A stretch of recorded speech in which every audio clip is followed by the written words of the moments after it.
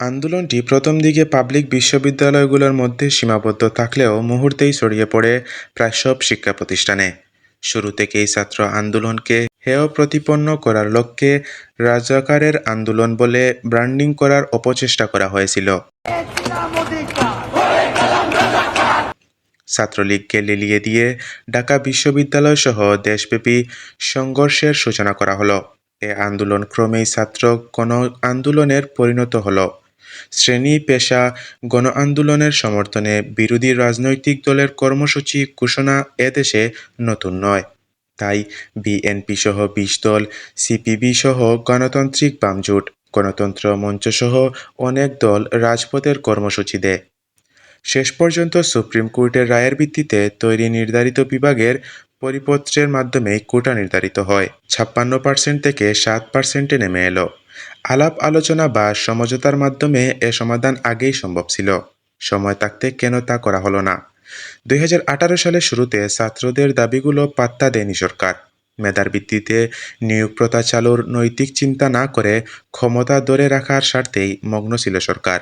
কোটা সংস্কার আন্দোলনে পুলিশের গুলিতে এত মানুষের মৃত্যু, রাষ্ট্রীয় সম্পদে আগুন, ব্যাংক ও আর্থিক প্রতিষ্ঠানসহ সব অফিসে সাধারণ ছুটির ঘোষণা, শিক্ষা প্রতিষ্ঠান বন্ধের ঘোষণা, পণ্যের সাপ্লাই চেইন ব্যাহত হয়ে দ্রব্যমূল্যের আরেক দফা বৃদ্ধি ইত্যাদি ঘটনায় জন্ম নেয় আতঙ্ক ও অসহায়ত্ব সৃষ্টি হয়।